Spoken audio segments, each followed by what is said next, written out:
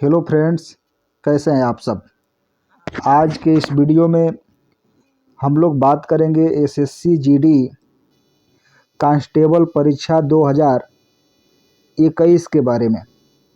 17 नवंबर 2021 को SSC GD constable के लिए जो परीक्षा हुआ था शिफ्ट 2 में, तो जो गणित से 25 प्रश्न बनाए गए थे, उसके प्रश्नों को आज इस वीडियो में मैं हल कराने जा रहा हूँ। यदि कोई साथी चैनल पर नया होगा तो आप चैनल को सब्सक्राइब जरूर करिएगा। आइए आज के सेशंस को हम लोग प्रारंभ कर रहे हैं। तो पहला प्रश्न आपके स्क्रीन पे दिख रहा, आप इस प्रश्न के सॉल्यूशन को देखें। 10 सेंटीमीटर त्रिज्या की 12 गोलाकार गेंदों को एक बाल्टी में गिराया जाता है जो ऊपर तक पानी से भरी होती है। बाहर गिरते हुए पानी को 20 सेंटीमीटर त्रिज्या के एक बेलनाकार जार में एकत्रित किया जाता है, तो जार में पानी की ऊंचाई कितनी होगी। जार में पानी की ऊंचाई कितनी होगी। आप देखिएगा कि यहाँ पे गोलाकार गेंद है, एक बाल्टी में गिराया जा रहा है, तो आपको गोला का आयतन का सूत्र याद होना चाहिए और बेलन का आयतन का सूत्र याद होना चाहिए। अब यहाँ पे बेलन का जो आयतन का सूत्र होगा वो पाई आर स्क्वायर एच होता है, पाई आर स्क्वायर एच। तो यहाँ बेलन का आर का काम करेगा 20, तो ये बनेगा 20 गुणे 20 आई इंटू ये एच हो गया। अब इधर गोले वाले का लेंगे तो 4/3 पाई आर क्यू, और यहाँ आर क्यू का काम कर रहा है गोला में 10, तो ये 10 का क्यू हो जाएगा, यानी 10 गुणे 10 गुणे 10, 10 का क्यू हो गया। अब आप देख रहे हैं कि इस प्रकार का 12 गोला है, तो इसमें 12 से गोला कर दीजिए, 12 से गोला कर दीजिए। अब इसी नंबर को हल करेंगे तो यहाँ पे एच मिल जाएगा, ऊंचाई मिल जाएगा। तो ये 2 जीरो से ये 2 जीरो कट गया। आप देख रहे हैं कि ये 2 दूनी के 4, 4 से ये 4 कट गया, ये पाई से ये पाई कट गया। अब 3 एकम 3, 3 चौके 12। आप देख रहे हैं कि 10 चौके 40, तो ये एच बराबर 40 सेंटीमीटर बना। तो इस प्रश्न का जो आंसर बनेगा वो 40 सेंटीमीटर बनेगा। क्लियर। केवल आप देखिए कि गोलाकार गेंद है, एक बाल्टी में गिरा रहे हैं, तो उसमें से जो टोटल पानी निकलेगा वो बेलनाकार बर्तन में एकत्रित होगा। इसीलिए मैं बेलन का आयतन बराबर गोले का जो आयतन बन रहा है उसको कंपेयर करवा दिया, तो आपको ऊंचाई मिल गया 40 सेंटीमीटर। चलिए अगले प्रश्न को आप देखें, क्वेश्चन नंबर 2 को। ये प्रत्येक प्रश्न आपके प्रीवियस ईयर में पूछे गए प्रश्न है। बोर्ड ने इस तरह के प्रश्न आपके एग्जाम में रखे हैं। तो आज मैं मैथमेटिक्स से 25 प्रश्न को हल कराऊंगा, मगर नए पैटर्न वाले में मैथमेटिक्स से आपके आगामी परीक्षा में 20 प्रश्न पूछे जाएंगे। तो जो सिलेबस है वो सेम है। तो आइए इस प्रश्न को आप बनाइए। एक निश्चित राशि पर 8% प्रतिवर्ष की दर से 2 वर्षों के लिए चक्रवृद्धि ब्याज और साधारण ब्याज के अंतर 144 रुपया है। तो राशि होगी ये 2 वर्ष के लिए मैंने आपको एक फार्मूला बताया है कि यस डी बराबर यस इंटू आर स्क्वायर बटा 100 स्क्वायर। तो ये डी जो है अंतर है चक्रवृद्धि और साधारण के बीच का, यस मूलधन है और आर दर है। अब इस नंबर को रखेंगे तो 144 बराबर यस का मतलब आपको मूलधन ज्ञात करने हैं, गुणे आर का नंबर दिया है 8, तो ये 8 गुणे 8 हो जाएगा। यहाँ पे आप देख रहे हैं कि बटा में 100 गुणे 100। अब इसी नंबर को आप हल करा दीजिए। तो इस नंबर को हल कराएंगे तो ये 8 एकम 8 हो गया, ये 8 एकम 8, 8 टाई के 64। अब इस नंबर को आप काटेंगे 2 से तो 2 चौके 8, ये 2 नमा 18 हो गया। 4 से काटेंगे ये 25 हो जाएगा। अब इस नंबर का क्रिया गुणा करेंगे तो 25 नमा 225, 225। और जब 225 मिला तो 2 जीरो यहाँ वाला बढ़ा दीजिए, तो यही आपका मूलधन हो गया 22,500। तो इस प्रश्न का जो सही जवाब बनेगा वो ऑप्शन नंबर डी बनेगा, 22,500। चलिए आप अगले प्रश्न को हल करें, क्वेश्चन नंबर 3 को। क्वेश्चन नंबर 3 को, एक वस्तु के अंकित मूल्य पर 10% और 5% की क्रमिक छूट लगाने के बाद उसे 3,420 रुपये में बेचा जाता है। तो वस्तु का अंकित मूल्य ज्ञात कीजिए। अब जो अंकित मूल्य होता है वो छूट के केस में बड़ा होता है विक्रय मूल्य से। तो जब विक्रय मूल्य यहाँ पे आपको दिया 3,420, तो यहाँ पे 3,420 तो दिया। अब छूट का मतलब कि 100% में से घटेगा, यानी 90% तो होगा, लेकिन आपको ये रखना है कि जो अंकित मूल्य होता है वो विक्रय मूल्य से बड़ा होता है। तो बड़ा मान लाने के लिए अंश वाला नंबर बड़ा होना चाहिए और हर वाला छोटा होना चाहिए। आप इसको बहुत कम समय में बनाना चाहते हैं तो आप 10% छूट का फ्रैक्शन याद रखिए। अब 10% छूट का जो फ्रैक्शन बनेगा वो 9/10 बनेगा, लेकिन आपको यहाँ लिखना होगा 10/9, तो ये बनेगा 100/90। मैं ऐसा क्यों कर रहा हूँ? क्योंकि हमको अंकित मूल्य बड़ा होता है छूट के केस में। अब ये 5% वाला लेंगे तो ये 100 में बन जाएगा 95। एक जीरो से एक जीरो ये कट गया। आप देख रहे हैं कि ये 5 दूनी के 10 हो गया, ये 5 एकम 5, आइए 5 एकम 5 और 5 नवा 45। अब 9 एकम 9 हो गया, इसको काटेंगे तो ये 9 तेरी 27, आइए 9 8 72, 380 हो जाएगा। 19 एकम 19 और 19 दूनी के 38, 20 हो गया। अब 20 से गुणा करेंगे तो 20, 10 और 20 बचा होगा, तो 2 दूनी के 4 हो गया, 3 को जीरो और बढ़ जाएगा। तो जो अंकित मूल्य बनेगा वो 4,000 रुपया बनेगा। तो इस प्रश्न का जो सही जवाब होगा वो ऑप्शन नंबर डी होगा, 4,000 रुपये होंगे। चलिए आप अगले प्रश्न के सॉल्यूशन को देखें। दो संख्याओं यम और यन का योग 84। अब जो यम है वो यन से बड़ा है, बता रहा है कि जो यम का वैल्यू होगा वो यन से बड़ा होगा, और उनका अंतर 6 है, और उनका अंतर 6 है। दोनों संख्याओं का अनुपात कितना है? अब आप इस प्रश्न के सॉल्यूशन को देख लीजिए। यहाँ पे आप यम और यन दिया, तो यम का नंबर यन से बड़ा होना चाहिए, तो इसको मानिए कि ये यक्स होगा, तो ये आपका यक्स प्लस 6 होगा। अब दोनों संख्याओं का योग दिया है तो जोड़ दीजिए, दोनों संख्याओं को जोड़ेंगे तो ये यक्स प्लस 6 प्लस यक्स बराबर 84 हो गया। तो इसको जोड़ेंगे तो ये 2x बराबर 78 हो जाएगा। इसको काटेंगे तो यक्स बराबर 39 मिलेगा। अब ये वाला यन का नंबर 39 हो गया और यम का नंबर आपका 45 हो गया। इन दोनों नंबरों का अनुपात पूछ रहा है, तो ये 45 संबंधे 39 कर देना है आप।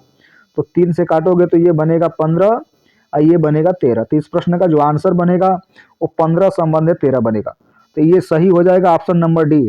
इस प्रश्न का सही जवाब होगा ऑप्शन नंबर डी। चलिए आप अगले प्रश्न को देखें। ये प्रत्येक प्रश्न आपके प्रीवियस ईयर्स में पूछे गए प्रश्न हैं। चलिए आप इस प्रश्न को हल करें। सोनी और गीता एक साथ एक कार्य को 8 घंटे में पूरा कर सकती हैं और गीता अकेले कार्य को 12 घंटों में पूरा कर सकती है। तब सोनी अकेले उस कार्य को कितने घंटों में पूरा करेगी? सोनी अकेले। अब यहाँ पे कार्य क्षमता आप निकाल लीजिए कि यहाँ की सोनी और गीता जब मिल रही हैं तब 8 घंटे में कर रही हैं। सोनी प्लस में गीता कर दिया, अब ये 8 घंटे में कर रही हैं। आप देख रहे हैं कि गीता अकेले उस काम को 12 घंटे में कर रही है, तो यहाँ पे इनके बीच में कितना काम है इसको निकालिए। तो 12 और 8 का जो एलसीएम बनेगा वो 24 बनेगा, ये टोटल काम हो गया। अब इनका क्षमता निकालिए, कितना बनेगा? 8 तरीके 24, 3 बनेगा, और गीता का निकालेंगे तो 2 बनेगा। क्लियर? अब इतना बन गया तो आपको सोनी की क्षमता निकाल लेनी है कि सोनी का क्षमता कितना होगा। तो जब सोनी और गीता एक दिन में 3 खा रही हैं या 3 काम कर रही हैं और गीता का हिस्सा उसमें 2 है, तो सोनी के लिए कितना बचेगा? 1 बचेगा। जब एक सोनी काम कर रही है तो 24 काम करने में सोनी कितना समय लेगी? तो 24/1 का मतलब 24 दिन, 24 घंटा। तो ये आपका आंसर बनेगा 24 घंटा, ऑप्शन नंबर सी, 24 घंटा। यदि कोई साथी चैनल पर नया होगा तो आप चैनल को सब्सक्राइब जरूर करिएगा। चलिए आप अगले प्रश्न को देखें। चलिए इस प्रश्न को आप हल करें। ए किसी कार्य को 20 दिनों में कर सकता है, बी ए से 25% अधिक दक्ष है, मतलब कार्य कुशल है, और सी बी से 20% अधिक कुशल है। ए और सी मिलकर 5 दिनों तक कार्य करते हैं, तो बी अकेले शेष कार्य को कितने दिनों में समाप्त करेगा? आप सबसे पहले ए बी सी का कार्य क्षमता का अनुपात निकाल लीजिए। तो कार्य क्षमता का अनुपात निकालेंगे तो ये ए हो गया, ये बी हो गया और ये सी हो गया। तो आप देख रहे हैं कि ए यदि 100 करता होगा काम तो ये 125 करेगा। क्लियर। अब यहाँ पे बोल रहा है कि सी 20 से 20% अधिका है, तो ये 125 गुणे 120/100 हो गया। अब इसी को हल करेंगे तो ये कार्यक्षमता का अनुपात मिलेगा। तो आप देख रहे हैं कि ये 25 चौके 100 हो गया, 25 पचे 125, ये नंबर देख रहे हैं कि 25 पचे 125, ये 0 से 0 कट गया, ये 6 हो गया, ये 5 हो गया, ये 5 से 5 कट गया। तो इनके कार्यक्षमता का अनुपात मिला 4 संबंध है 5 संबंध है 6 का। जब 4 संबंध है 5 संबंध है 6 का अनुपात मिला तो ये बोल रहा है कि ए उस कार्य को 20 दिनों में कर रहा है। तो जब ए उस कार्य को 20 दिन में कर रहा है, ए एक दिन में 4 कार्य कर रहा है, तो यहाँ पे टोटल काम कितना होगा, तो आप कुल काम निकाल लें और टोटल वर्क निकालेंगे तो ये 4 गुणे 20, तो ये 80 काम टोटल हो जाएगा। अब प्रश्न बोल रहा है कि ए और सी मिलके 5 दिनों तक कार्य करते हैं, तो आप ए प्लस सी का 5 दिन का काम निकालिए। तो ए प्लस सी का 5 दिन का काम निकालेंगे तो ए सी यहाँ पे मिलेंगे तो एक दिन में 10 करेंगे, तो 5 दिन में कितना करेंगे, तो 5 गुणे 10 बराबर 50 काम हो गया। तो जब 50 काम समाप्त हो गया तो अभी शेष काम कितना बचा है, तो शेष काम अभी बचा है 30। 80 में से 50 निकाल देंगे, 30 काम बचेगा। अब शेष काम को बी करेगा। आप देख रहे हैं कि बी की क्षमता जो है वो 5 करने की है एक दिन में, तो ये 30 में 5 से आप भाग कर दें, 5 छके 30। तो इस प्रश्न का जो आंसर बनेगा वो 6 दिन बनेगा, ऑप्शन नंबर सी। चलिए आप अगले प्रश्न को हल करें। क्वेश्चन नंबर 8 को आप सभी हल करें। क्वेश्चन नंबर 8, 75 भागा 30 माइनस 3/4 आप यहाँ पे लगा दिया। बोडमास रूल का यहाँ पे प्रयोग आपको करना है। अब बोडमास में सबसे पहले ब्रैकेट को हल किया जाता है, तो ब्रैकेट को हल करेंगे, इस ब्रैकेट को हल कर लें, इस ब्रैकेट को हल कर लें। तो इसको हल करेंगे तो देखिए ये बनेगा 5/7, तो ये गुणे का साइन जब होगा तो ये 14/9 हो जाएगा। 7 दूनी के 14, तो ये बन जाएगा 10/9। यहाँ पे आपका साइन है तो ये 3/4 हो जाएगा। तो तितली के 9 हो गया, तितली के 9 हो गया, और ये 2 दूनी के 4 और 2 पाँचे 10, तो ये 5/6 हो जाएगा। 5/6, इसको आप देख रहे हैं कि 15 पाँचे 75 और 15 दूनी के 30, तो ये बनेगा -5/2। अब यहाँ माइनस साइन है, इसको हल करेंगे तो तितली के 9 10/3 माइनस 3 2 5/3, तो ये बनेगा 5/3। अब एलसीएम यहाँ पे लेंगे तो 6 बनेगा, तो 2 तिहाई 6 3 पाँचे 15 माइनस 6, ये -5 बनेगा, ये माइनस 3 दूनी के 6 5 दूनी के 10, तो ये आपका बनेगा 15 माइनस 15, 15 माइनस 15/6, ये कट के 0 हो जाएगा। तो इसका जो आंसर निकल के आया वो 0 निकल के आया, ऑप्शन नंबर ए। चलिए आप अगले प्रश्न को हल करें। क्वेश्चन नंबर 9 को, क्वेश्चन नंबर 9 के सॉल्यूशन को आप देखिए कि एक व्यापारी किसी वस्तु को उसके अंकित मूल्य पर 12.5% की छूट देकर 805 रुपये में बेचता है। यदि उसने छूट नहीं दी होती तो उसे 15% का लाभ होता, तो वस्तु का क्रय मूल्य ज्ञात कीजिए कितना होगा। आपसे सीपी पूछ रहा है कितना होगा। अब 12.5 का फ्रैक्शन लेंगे तो ये 1/8 आएगा, तो ये 8 यूनिट एमपी हो गया, ये आपका डिस्काउंट छूट हो गया। अब यहाँ पे एसपी निकालेंगे तो 7 यूनिट होगा, तो ये 7 यूनिट रिप्रेजेंट कर रहा है 805 को। विक्रय मूल्य बराबर विक्रय मूल्य, अब 1 यूनिट का नंबर निकालेंगे, ये कटेगा, 7 एकम 7 हो गया, ये आपको 7 चौक 28, 7 एकम 7 7 चौक 28, ये नंबर आप देख रहे हैं कि 805/7 बन रहा। कहें कि ये विक्रय मूल्य 805 रुपया है। इस नंबर को आप काटेंगे तो 7 एकम 7, इस नंबर को देखिए ऐसे काटिए, ये 7 यूनिट बराबर 805, तो 7 एकम 7 हो गया, एक ये 10, 7 एकम 7 3 7 5 35, 115 हो गया। अब 8 यूनिट का नंबर कितना होगा, इसमें आप गुणा कर दीजिए 115 से, तो गुणा करेंगे तो ये 0, 8 5 40 को 0 4, 8 4 12 को 2, 1 8 1 9, तो ये देख रहे हैं कि 920 इसका अंकित मूल्य हो गया। अब बोल रहा है कि यदि उसने छूट नहीं दी होती तो उसे 15% का लाभ होता, अर्थात ये आपको बेच दिया होता 920 रुपया में, 920 रुपया में बेच दिया होता तो उसे 15% का लाभ होता। तो क्रय मूल्य बताइए, तो ये आपका एएसपी का काम करेगा। तो सीपी निकालना है तो लाभ के केस में सीपी विक्रय मूल्य से छोटा होता है। तो छोटा वैल्यू लाने के लिए 100 बटा में 115 कर दीजिए। तो ये 5 दूनी के 10 हो गया, 5 दूनी के 10 और 5 तिहाई 15, ये 23 चौके 92 हो जाएगा 40। तो ये 4 दूनी के 8, तो ये 800 बनेगा। तो इस प्रश्न का जो आंसर निकल के आया वो 800 आया। तो इस प्रश्न का सही जवाब बनेगा 800। आप सबसे पहले 12.5 का फ्रैक्शन लेना, 1/8 बनेगा। तो अंकित मूल्य आपका 8 यूनिट हो गया और जो छूट बना वो 1 यूनिट हो गया। तो 8 यूनिट में से 1 यूनिट छूट दिया तो बेचा कितने में? 7 यूनिट में। अब विक्रय मूल्य बराबर ये विक्रय मूल्य 7 यूनिट बराबर 805, तो 1 यूनिट बराबर 115। तो आप 8 यूनिट का नंबर निकाल लीजिए, 920 बनेगा अंकित मूल्य। जब 920 बना तो ये कह रहा है कि छूट उट कोई नहीं मिलता, वो 920 पे ही बेच देता तो उसको 15% का लाभ होता। तो उस वस्तु का क्रय मूल्य ज्ञात कीजिए। तो लाभ के केस में जो क्रय मूल्य होता है वो विक्रय मूल्य से छोटा होता है, इसीलिए मैंने 920 गुणे 100 बटा में 115 कर दिया, हल किया, आ गया 800। चलिए आप अगले प्रश्न को देखें। चलिए क्वेश्चन नंबर 10 को आप सभी हल करें। एक वस्तु का अंकित मूल्य 450 रुपये है। 10%, X% और 20% की क्रमिक 3 छूट देने के बाद इसे 267.30 रुपये में बेचा जाता है। तो यक्स का मान है, आपसे यक्स का मान पूछ रहा।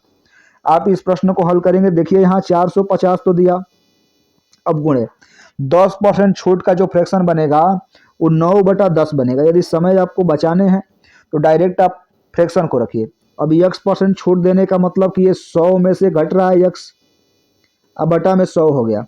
ये 20% का जो फ्रैक्शन बनेगा वो 4/5 बनेगा, बराबर रिप्रेजेंट कर रहा है 267.30 को।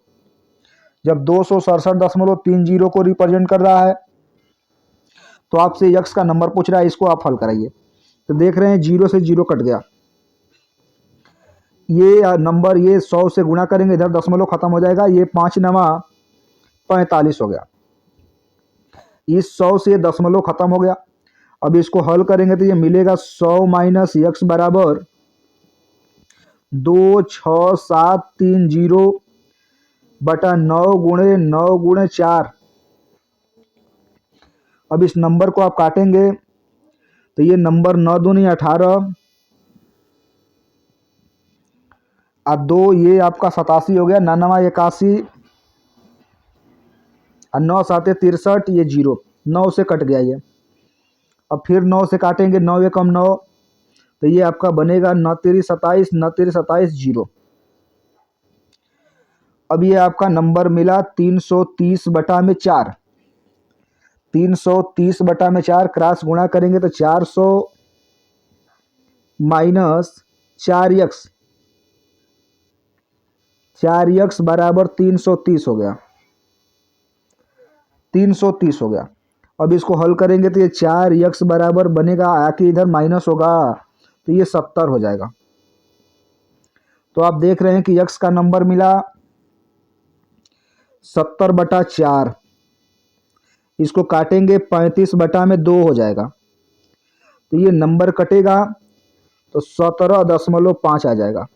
तो इस प्रश्न का जो आंसर बनेगा वो ऑप्शन नंबर बी बनेगा 17.5। तो जो यक्स का परसेंटेज होगा वो 17.5% का होगा। तो ये आप देख रहे हैं डिस्काउंट से आपके पेपर में मैक्सिमम प्रश्न बन रहा है, अर्थात अर्थमेटिक से मैक्सिमम नंबर आपसे पूछा जा रहा है। चलिए आप अगले प्रश्न के सॉल्यूशन को देखें। क्वेश्चन नंबर 11, पी एक लैंप क्यू को 20% लाभ पर बेचता है। बाद में क्यू लैंप को पी को 30% के लाभ पे बेचता है, जिससे उसे 108 रुपये का लाभ होता है। जैसे मान लीजिए ये पी हो गया, ये क्यू हो गया। तो यहाँ पे मान लीजिए कि जो पी का क्रय मूल्य लगा होगा वो 100 यूनिट लगा होगा। अब क्यू को 20% लाभ पे बेचा तो 100 से ये 120 बनेगा, और जब 120 बनेगा तो बाद में क्यू लैंप को पी को 30% लाभ पे बेच दिया। तो जब इसको फिर पुनः ये 30% लाभ पे बेचा तो 120 गुणते 130 बटा में 100।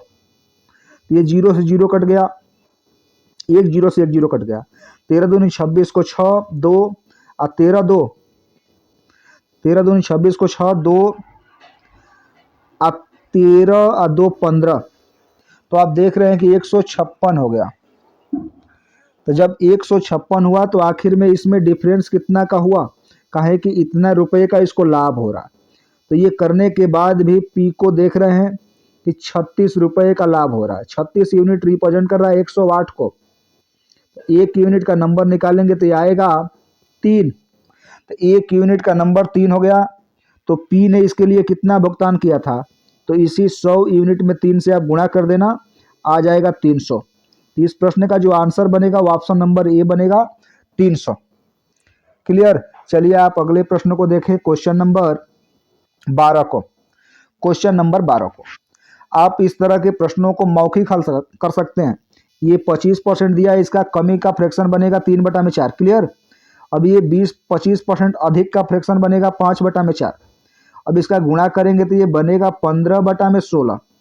तो जब 15/16 बनेगा तो हर वाला नंबर मूल मान होता है, अंश वाला नंबर प्रतिशत मान होता है। आप देख रहे हैं कि इसमें एक की कमी हो गया। तो जब एक का कमी हुआ तो इसी को परसेंटेज में बताइए। तो एक की कमी हो रहा है किस पे, 16 पे, गुणे कितना, 100%। अब इस नंबर को काटेंगे तो ये 25 हो जाएगा, ये 4 हो जाएगा। 4 से भाग करेंगे, 6 सही 1/4% की कमी। तो इस प्रश्न का सही जवाब होगा 6 सही 1/4% की कमी। तो जो सही जवाब बनेगा वो ऑप्शन नंबर बी बनेगा, 6 सही 1/4% की कमी। चलिए आप अगले प्रश्न को हल करें। क्वेश्चन नंबर 13 को हल करने के लिए मैं आपको समय दे रहा हूं। टाइमर स्टार्ट कर दिया, आप इसको हल करें।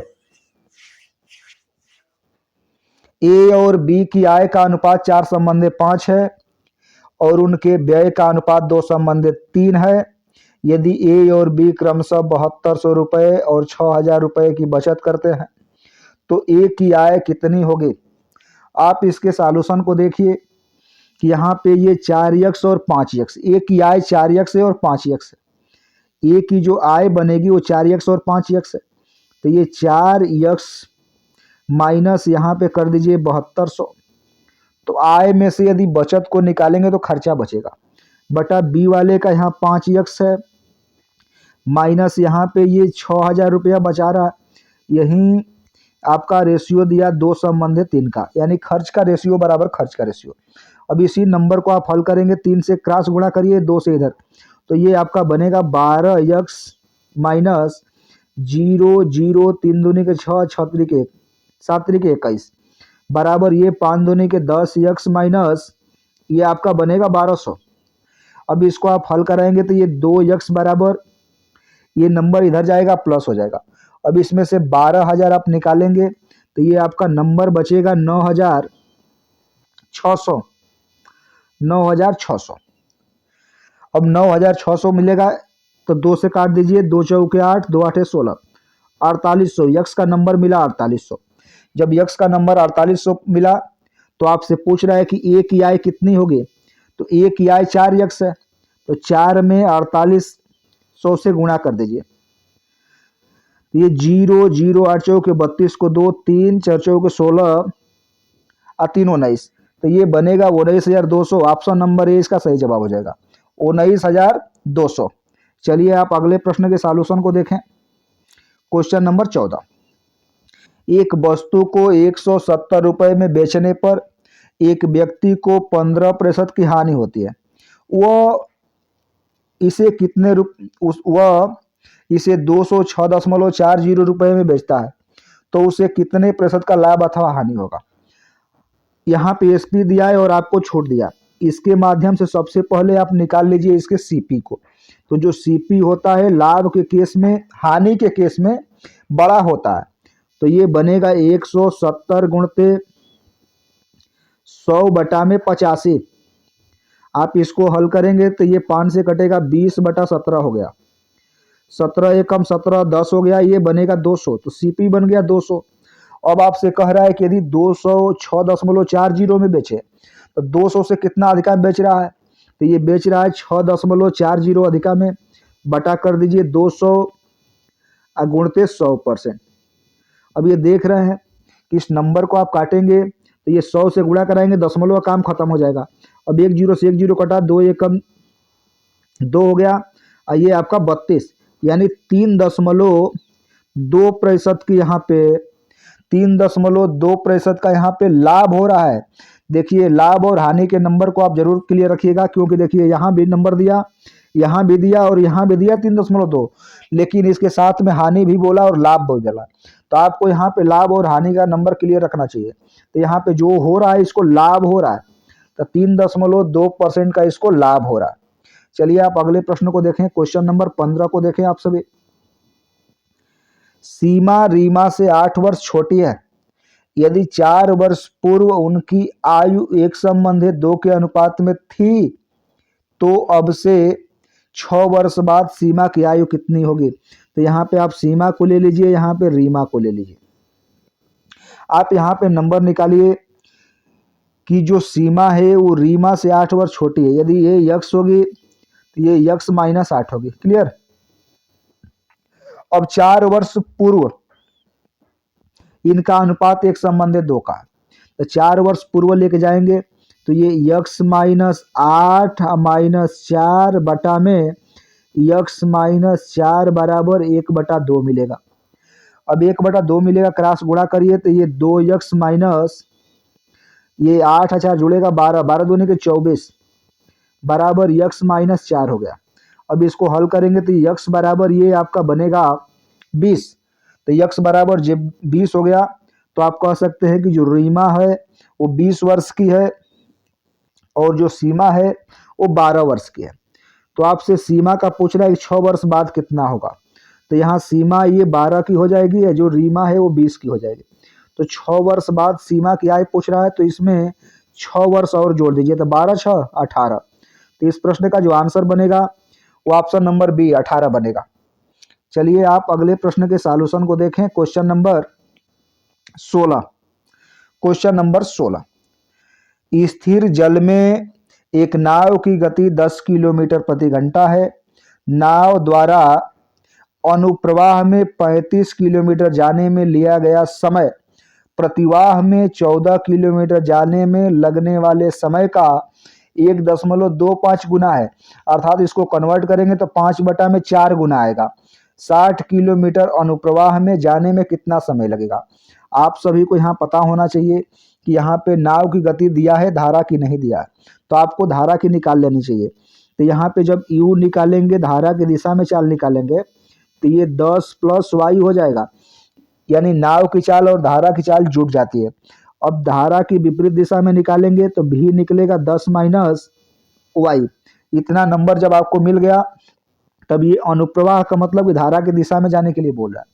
तो ये 35 बटा आप कर दीजिए 10 + y, तो ये आपका समय हो गया। अब विपरीत दिशा में देखिए प्रतिवाह जाने की बात कर रहा है 14 किलोमीटर, तो ये 14 बटा में बनेगा 10 - y। अब आप देखिए कि ये बोल रहा है कि जो इसका समय है अनुप्रवाह में जाने का वो 1.5 गुना है, 1.5 गुना समय ले रहा है, तो 1.25 गुना ले रहा है। तो इसका मतलब ये हुआ कि 5/4 गुना, तो इसमें अपोजिट वाले में 5/4 से आप गुणा कर देना, अब ये नंबर बराबर हो गया। क्लियर? अब इसको आप हल करिए, 7 × 5 = 35, 7 दूनी के 14, ये 5 से 5 कट गया, ये 2 दूनी के 4 हो गया। अब क्रॉस गुणा करेंगे तो ये नंबर आपका मिलेगा 20 - 2y, अब बराबर ये बनेगा 10 + y। अब इस नंबर को आप हल करेंगे तो 3y बराबर 10 हो गया, तो ये y बराबर आपका मिला 10/3। अर्थात आपने धारा की भी गति को यहाँ पे निकाल लिया कि धारा की गति बनेगा 10/3।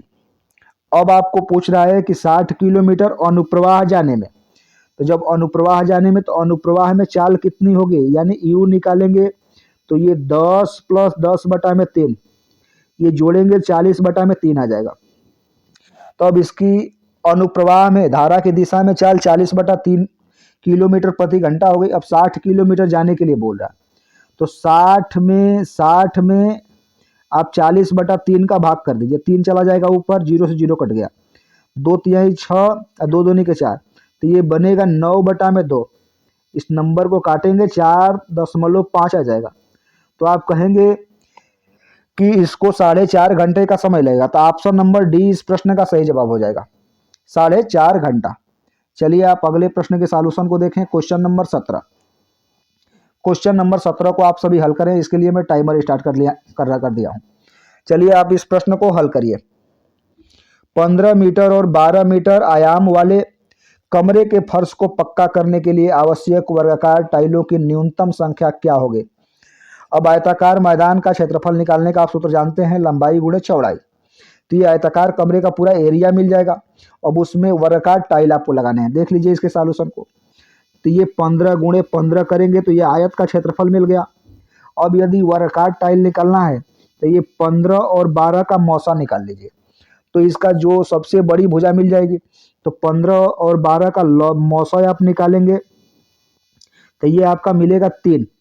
तो कहिए कि जो वर्गाकार टाइल होगा उसकी लंबाई और चौड़ाई यानी चारों भुजा 3 मीटर की होगी। तो इसमें डायरेक्ट आप भाग कर दीजिए 3 गुणे 3 से, यानी वर्ग का जो क्षेत्रफल का सूत्र होता है वो भुजा स्क्वायर। आपने वर्ग का भुजा ले लिया 3 को। अब इसको काटेंगे तो ये 3 5 के 15 और 3 चौके 12, तो ये आपका बनेगा 5 चौके 20। तो 20 गो वर्गाकार टाइल लगेगा यहाँ पे। तो जो सही जवाब बनेगा इसका ऑप्शन नंबर ए बनेगा। चलिए आप अगले प्रश्न को सॉल्यूशन को देखें। Question number 18। ये नंबर आपको दिया, इसको आप हल करें। सबसे पहले ब्रैकेट को हल कर लीजिए। 7 त्रिक 21, 21 और 6 आपका 27 में से 5 घटेगा, मिलेगा 22। यहाँ भागा का साइन दिया, आप सबसे पहले इसको हल करिए। तो 11 दूनी के 22। अब इसको हल करेंगे, ये कट जाएगा, आंसर आएगा 1। इस प्रश्न का जो आंसर बनेगा वो ऑप्शन नंबर सी बनेगा, ए। चलिए आप अगले प्रश्न को हल करें। रघु और रमन एक निश्चित समान दूरी को क्रमशः 10 किलोमीटर प्रति घंटा और 8 किलोमीटर प्रति घंटे की गति से तय करना प्रारंभ करते हैं। रमन के पहुंचने के 30 मिनट पहले रघु पहुंचता है, तो प्रारंभिक और समाप्ति बिंदु के बीच की दूरी ज्ञात कीजिए। आप यहाँ पे देखिए कि ये रघु हो गया, ये रमन हो गया। इनके चालों का सबसे पहले आप अनुपात निकाल लीजिए, स्पीड का अनुपात निकालिए। तो ये इसका स्पीड 10 है, इसका 8 है, तो ये कटेगा, ये 5 बनेगा, ये 4 बनेगा। आपको पता होना चाहिए कि यदि दो व्यक्तियों के चालों का अनुपात यदि x संबंधी y है, तो इनके द्वारा एक निश्चित दूरी को तय करने में लिए गए समयों का अनुपात एक दूसरे का उल्टा होता है। तो आप यहाँ पे इनके समय का अनुपात निकालेंगे तो ये 4 संबंधी कितना हो जाएगा, 5 हो जाएगा। अब आप देख रहे हैं कि रमन के पहुंचने के 30 मिनट पहले रघु पहुंच गया, तो आखिर में कितना रघु कम समय लिया, 1 यूनिट। 1 यूनिट रिप्रेजेंट कर रहा है 30 को। अब आपसे पूछेगा कि रघु कुल कितना समय लिया, इसमें आप 30 से गुणा कर देना। तो 4 तिहाई 12, 120 मिनट हो गया। और यदि रमन का निकालेंगे तो 30 से इसमें गुणा करिए तो ये 150 मिनट हो जाएगा, इतना समय हो गया। आप इस मिनट को घंटे में कन्वर्ट करेंगे, 2 घंटा हो जाएगा इसके लिए। अब आपसे पूछ रहा है कि प्रारंभिक और समाप्ति बिंदु के बीच की दूरी कितना है। तो दूरी बराबर आपको सूत्र मालूम है, चाल गुणे समय। तो चाल रघु का यहाँ 10 है और समय यहाँ पे 2 है, तो निकालेंगे तो 10 गुणते 2 कर दीजिए, 10 दूनी के 20, तो 20 किलोमीटर इसका दूरी बनेगा। तो इस प्रश्न का जो आंसर बनेगा वो ऑप्शन नंबर डी बनेगा, 20 किलोमीटर। चलिए आप अगले प्रश्न के सॉल्यूशन को देखें। अगले प्रश्न के सॉल्यूशन को आप देखिएगा कितना बनेगा। मान लीजिए यक्स 1420 और 1780 के बीच की एक संख्या इस प्रकार है कि जब यक्स को 10, 15, 24 और 32 से विभाजित किया जाता है तब प्रत्येक की स्थिति में शेषफल 7 रहता है। तो यक्स के अंकों का योग कितना है? देखिए जो यक्स का नंबर होना चाहिए वो 1420 और 1780 के बीच का होना चाहिए। अब यहाँ पे आप 10, 15, 24, 32 का लौसा निकाल लीजिए। तो जो लौसा निकलेगा इसका वही वाला नंबर में यदि 7 आप जोड़ देंगे तो इन नंबरों से उसमें भाग करने पर प्रत्येक स्थिति में 7 शेष बचेगा। आप देखिए 2 से काटेंगे, 2 5 10 हो गया, ये 15 हो गया, ये 12 हो गया, ये आपका 16 हो गया। और फिर इस नंबर को 4 से काट दीजिए, 5 बनेगा, 15 मिलेगा, ये 3 हो गया, ये 4 चौके 16 हो गया। अब डायरेक्ट इसको 3 से काट दीजिए, ये 5 हो गया, ये 5 हो गया, 1 हो गया, ये 4 हो गया। अब ये नंबर 5 से काटेंगे, 1 हो गया, 1 हो गया, 1 हो गया, ये 4 हो गया। अब डायरेक्ट गुणा करा दीजिए, तो ये 2 चौके 8 हो गया, 8 5 40, 4 3 12, 12 चौक 48, 480 आ रहा, 480 आ रहा। आप देख रहे हैं यहाँ पे ये बोल दिया है कि x का नंबर हमें ऐसा चाहिए जो 1420 और 1780 के बीच का हो। तो आप देख रहे हैं कि अब ये 480 में यदि 7 जोड़ेंगे तो 400 जो 87 होगा, 10 15 24 और 32 से भाग करेंगे, प्रत्येक की स्थिति में 7 बचेगा। लेकिन आपको संख्या जो लेना है वो 1420 के आगे और 1780 से पहले का लेना है। तो आप इसमें 3 से गुणा कर दीजिए। इसके अगले गुणज पे जाइए, दूसरा गुणज पे जाएंगे तो 48 दूनी के 96 हो जाएगा, 960 होगा, वो भी छोटा हो रहा है। तो 3 बार जाइए, तीसरे गुणज पे जाइए, 0 हो जाएगा, 8 3 के 24 को 4, 2 4 3 12 2 14, तो 1440 नंबर निकला। जो इसमें 10 15 24 और 32 से भाग करेंगे तो इसका शेषफल पूर्णतः 0 मिलेगा।